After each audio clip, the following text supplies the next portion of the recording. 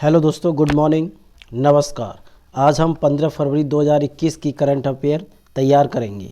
Question number first, हाल ही में किस राज्य की पुलिस ने महिला सुरक्षा और सशक्तिकरण को बढ़ावा देने के लिए नया डिजिटल आउटरीच प्रोग्राम लॉन्च किया है? Gujarat police, Maharashtra police, Kerala police, Uttar Pradesh police. तो आंसर क्या होगा? उत्तर प्रदेश पुलिस ने महिला सुरक्षा और सशक्तिकरण को बढ़ावा देने के लिए उत्तर प्रदेश पुलिस ने हाल ही में नया डिजिटल आउटरीच प्रोग्राम लॉन्च किया है। इस कार्यक्रम का नाम हमारी सुरक्षा मोबाइल हाथ में 1090 के साथ में है। इसे राज्य की महिला टेलीफोन हेल्पलाइन सेवा 1090 के माध्यम से लॉन्च किया गया है। क्वेश्चन नंबर सेकंड, निम्न में से किस राज्य के वन विभाग ने मोनाल पक्षी की कलगी को टोपी पर लगाकर पहनने पर रोक लगा दी है? केरल, उत्तराखंड, हिमाचल प्रदेश, पंजाब। तो आंसर क्या होगा? हिमाचल प्रदेश सरकार ने। हिमाचल प्रदेश के वन विभाग ने हाल ही में मोनाल पक्षी की कलगी को टोपी पर लगाकर पहनने पर रोक लगा दी है। प्रधान मुख्य अरण्यपाल वन्य प्राणी ने कहा है कि जो व्यक्ति मोनाल पक्षी के भाग को धारण करेगा उसके खिलाफ वन जीव संरक्षण अधिनियम 1972 के तहत कार्रवाई की जाएगी। उस व्यक्ति को 3 से 7 साल की जेल, कम से कम 10,000 रुपये का जुर्माना हो सकता है। जम्मू कश्मीर पुनर्गठन संशोधन विधेयक हाल ही में किसने पास कर दिया है? सुप्रीम कोर्ट ने, हाई कोर्ट ने, लोकसभा ने, राज्यसभा ने। तो आंसर क्या होगा? लोकसभा ने। लोकसभा में हाल ही में जम्मू कश्मीर पुनर्गठन संशोधन विधेयक पास हो गया है। इससे पहले सदन में जम्मू कश्मीर को लेकर लंबी चर्चा हुई थी। यह जम्मू कश्मीर पुनर्गठन संशोधन विधेयक का राज्य के दर्जे से कोई संबंध नहीं है। साथ ही शाह ने कहा कि सही वक्त आने पर जम्मू कश्मीर को पूर्ण राज्य का दर्जा दिया जाएगा। क्वेश्चन नंबर 4, अमेरिकी राष्ट्रपति जो बाइडेन ने अमेरिका और किस देश की सीमा दीवार के निर्माण के लिए जारी आपातकालीन आदेश को रद्द कर दिया है? Brazil, Canada, Mexico, Cuba. तो आंसर क्या होगा? मैक्सिको। अमेरिकी राष्ट्रपति जो बाइडेन ने हाल ही में पूर्व राष्ट्रपति डोनाल्ड ट्रंप द्वारा यूएस मैक्सिको सीमा दीवार के निर्माण के लिए जारी किए गए आपातकालीन आदेश को रद्द कर दिया है। वर्ष 2020 की शुरुआत में दीवार के लिए 11 बिलियन अमेरिकी डॉलर का वित्तीय पोषण किया गया था। क्वेश्चन नंबर 5, इनमें से किस देश के खगोलविदों ने फीडिंग विशाल के ब्लैक होल में एक विशाल ऑप्टिकल चमक का पता लगाया है? जापानी खगोलविदों, अमेरिकी खगोलविदों, भारतीय खगोलविदों, अफ्रीकी खगोलविदों। तो आंसर क्या होगा? भारतीय खगोलविदों ने। भारतीय खगोलविदों ने हाल ही में फीडिंग विशाल के ब्लैक होल में एक विशाल ऑप्टिकल चमक का पता लगाया है। इस फीडिंग विशाल के ब्लैक होल को BL लेकिरेटे भी कहा जाता है। BL लेकिरेटे ब्लेजर 1 करोड़ प्रकाश वर्ष दूर स्थित है। यह सबसे प्रमुख 50 ब्लेजरों में शामिल है। क्वेश्चन नंबर 6, राष्ट्रपति श्री रामनाथ कोविंद ने श्रीमती पुष्पा वीरेंद्र गनेदीवाला को किस उच्च न्यायालय का अतिरिक्त न्यायाधीश नियुक्त किया है? कोलकाता उच्च न्यायालय, दिल्ली उच्च न्यायालय, चेन्नई उच्च न्यायालय, बम्बई उच्च न्यायालय। तो आंसर क्या होगा? बम्बई उच्च न्यायालय का।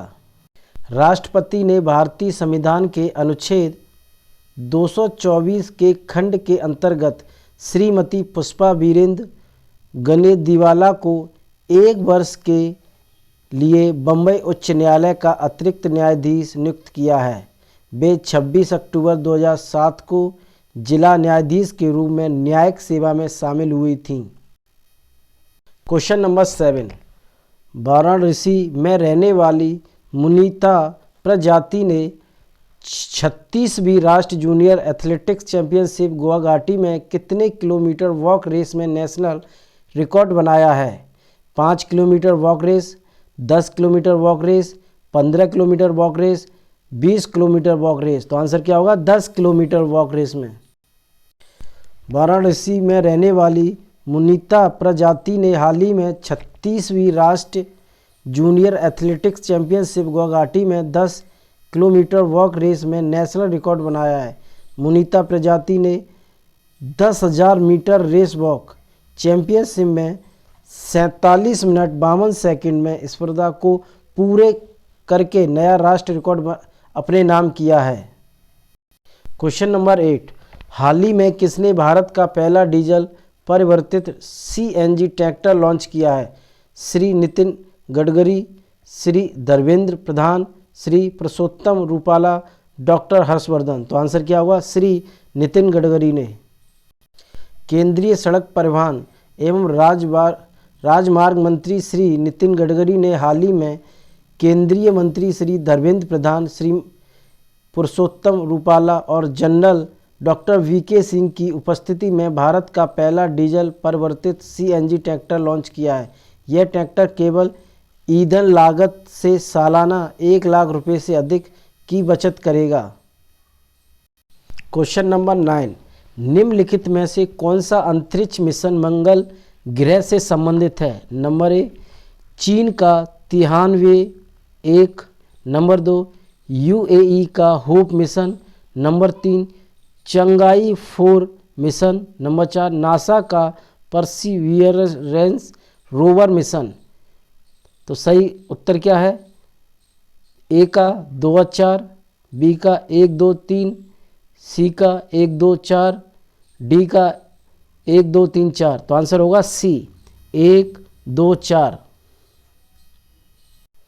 चीन का तिहानवे 1 मिशन सफलतापूर्वक मंगल ग्रह की कक्षा में प्रवेश कर गया है, जिससे यह पहली बार हुआ है कि चीनी मिशन किसी अन्य ग्रह पर सफलतापूर्वक यात्रा करने में सक्षम हुआ है। चीन ने जुलाई में UAE के होप मिशन और नासा के परसिवियरेंस रोवर मिशन के साथ तिहानवे 1 लॉन्च किया। मंगल ग्रह के सभी 3 मिशन जुलाई के दौरान लॉन्च किए गए थे। चोंगाई 4 चंद्रमा की दूसरी तरफ सॉफ्ट लैंडिंग प्राप्त करने वाला चीन का पहला यान है। क्वेश्चन नंबर 10, पैंगोंग त्सो झील के बारे में निम्नलिखित कथनों पर विचार कीजिए। पैंगोंग त्सो झील हिमालय में एक एंड्रोफिक लैंडलॉक झील है। नंबर 2, यह सिंधु नदी के बेसिन क्षेत्र का हिस्सा है। नंबर 3, यह रामसर कन्वेंशन के तहत अंतर्राष्ट्रीय महत्व की अर्धभूमि के रूप में निर्दिष्ट है। तो उपरोक्त कथन में सही कौन सा है? नंबर ए 1 और 2, नंबर बी 1 और 3, नंबर सी 2 और 3, नंबर डी केवल 1। तो आंसर क्या होगा? नंबर डी केवल 1।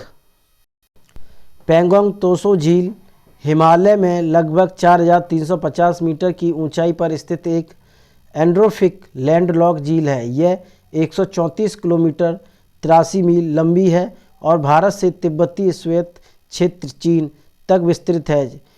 झील की लंबाई का लगभग 60% भाग तिब्बती श्वेत क्षेत्र के भीतर स्थित है। शीतकाल के दौरान यह झील लवणीय जक होने के बावजूद पूरी तरह से जम जाती है। यह सिंधु नदी बेसिन क्षेत्र का हिस्सा नहीं है और भौगोलिक रूप से एक अलग लैंडलॉक नदी बेसिन है। यह झील रामसर कन्वेंशन के तहत अंतर्राष्ट्रीय महत्व की एक अर्धभूमि के रूप में निर्दिष्ट किए जाने की प्रक्रिया है। इसके पश्चात यह कन्वेंशन के तहत दक्षिण एशिया की पहली ट्रांस बाउंड्री अर्धभूमि बन जाएगी। हमारे चैनल को सब्सक्राइब, लाइक, शेयर, कमेंट करें। Thank you.